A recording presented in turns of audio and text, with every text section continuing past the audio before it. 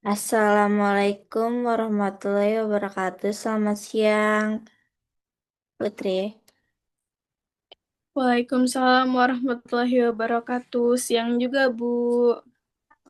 Oke, apakah suara ibu sudah terdengar dengar jelas?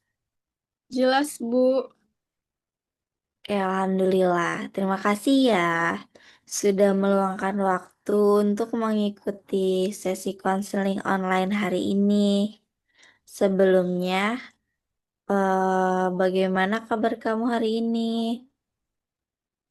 Baik, tapi sedikit agak tegang, Bu. Oh, sedikit agak tegang ya. Oke, terima kasih ya sudah jujur. Ibu menghargai perasaan kamu. Apakah tempat kamu sekarang sudah cukup aman dan nyaman untuk berbicara sekarang? Iya, Bu. Aman dan nyaman. Baik, Ibu jelaskan sedikit ya. Jadi, konseling ini bersifat rahasia dan aman. Kamu bebas bercerita tanpa takut dihakimi. Jika ada hal-hal yang membuat kamu tidak nyaman, kamu boleh menyampaikannya kapan saja. Apakah kamu setuju dengan aturan ini? Setuju, Bu. Nah, jadi di sesi ini Ibu ingin memahami apa yang sedang kamu alami. Kita santai saja ya. Boleh kamu ceritakan alasan kamu ingin mengikuti konseling hari ini? Oke. Saya sering menunda belajar, Bu. Padahal ujian sudah dekat. Tapi saya rasanya susah untuk mulai belajar. Baik. Terima kasih ya sudah mau terbuka. Biasanya apa yang kamu lakukan saat seharusnya belajar? Paling saya main HP, nonton video, atau enggak tidur, Bu. Nah, saat menunda belajar, apa yang kamu rasakan tuh? Kayak awalnya sih santai, Bu, tapi lama-lama jadi cemas dan jadi kepikiran terus. Apa yang biasanya muncul di pikiran kamu ketika ingin mulai belajar? Takut nggak paham dan takut nilainya jelek, Bu. Nah, jadi ada rasa takut gagal yang membuat kamu memilih menunda ya. Iya, Ibu, saya jadi stres sendiri. Karena itu memang situasi yang sangat berat ya. Kamu ingin berhasil, tetapi rasa takut justru menghambat langkah kamu. Jadi apa dampaknya dari kebiasaan ini terhadap hasil belajar kamu? Nilai saya turun, terus jadi minder juga sama teman-teman. Nah, bagaimana perasaan kamu setelah melihat hasil itu? Kecewa sama diri sendiri, Bu. Nah, jadi rasa kecewa itu sebenarnya menunjukkan kamu peduli dan ingin berubah ya.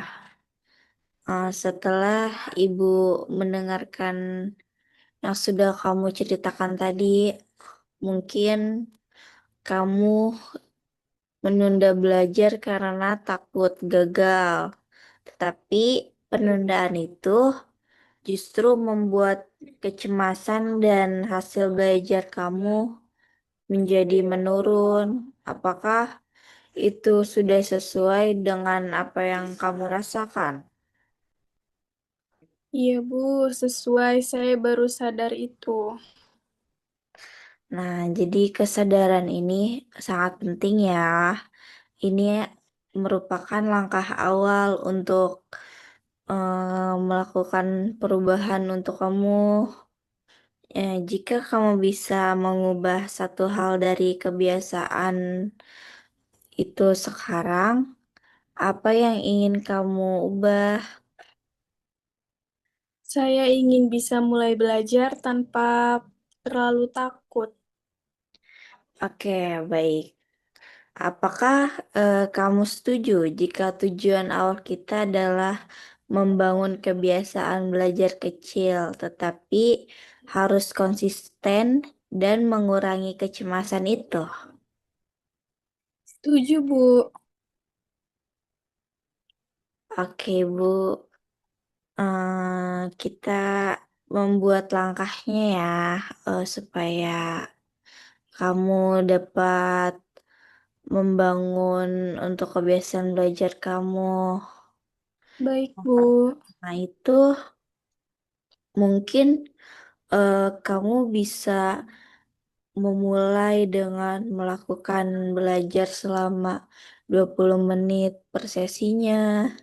Jadi, belajar dilakukan dalam durasi yang sangat singkat, yaitu sekitar 20 menit setiap sesi, tanpa menetapkan target yang terlalu berat, atau menuntut hasil sempurna.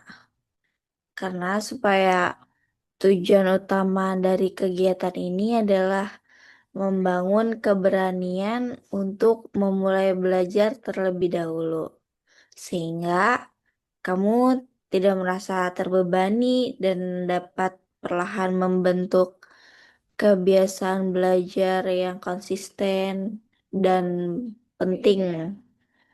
eh, yang penting itu kamu sudah ingin memulai terlebih dahulu.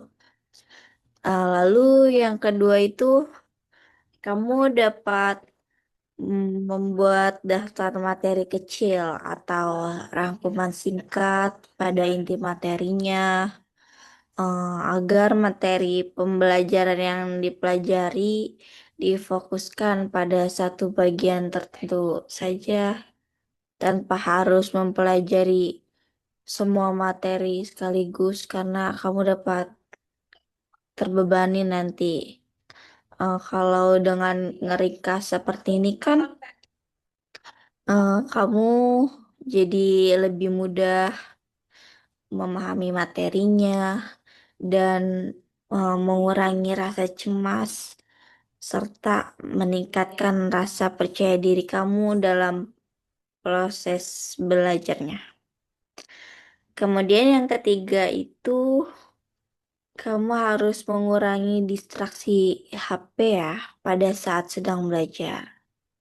Jadi selama kegiatan belajar berlangsung, kamu eh, kamu bisa meminimalkan gangguan dari penggunaan handphone itu. Misalnya dengan mematikan notifikasinya atau mengaktifkan mode senyap.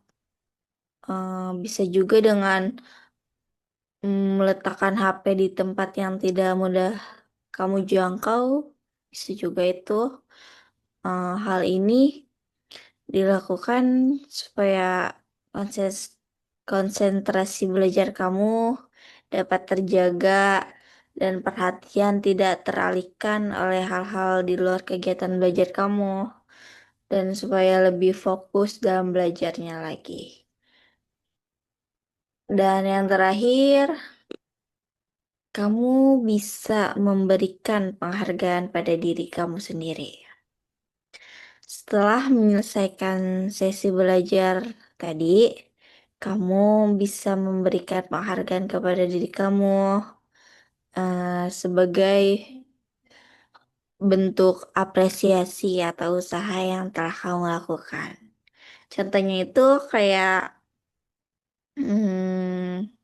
bentuk reward tersebut dapat berupa waktu istirahat sejenak, melakukan hobi ringan atau aktivitas menyenangkan lainnya, sehingga kamu merasa lebih termotivasi dan memiliki pengalaman positif terhadap kegiatan belajar kamu.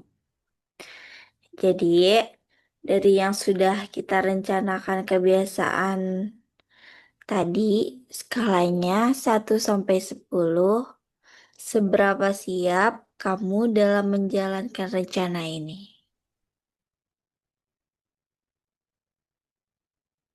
Bu.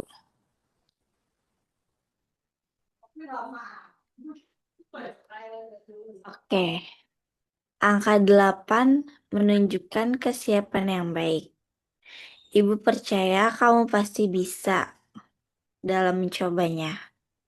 Oke, baik. Sebelum kita mengakhiri sesi konseling ini, Ibu ingin merangkum kembali apa yang sudah kita bahas hari ini. Kamu menyadari bahwa Ibu. kebiasaan menunda belajar selama ini ternyata berawal dari adanya rasa takut akan kegagalan ya.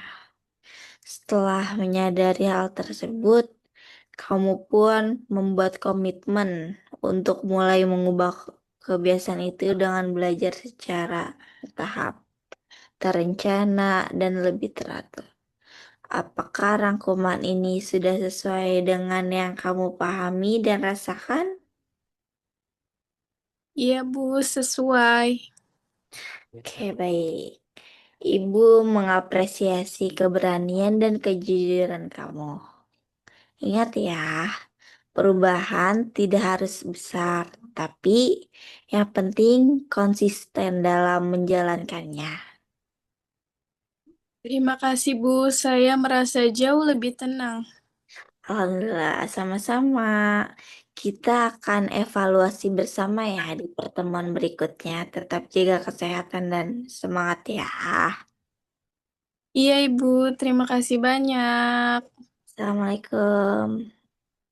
Waalaikumsalam.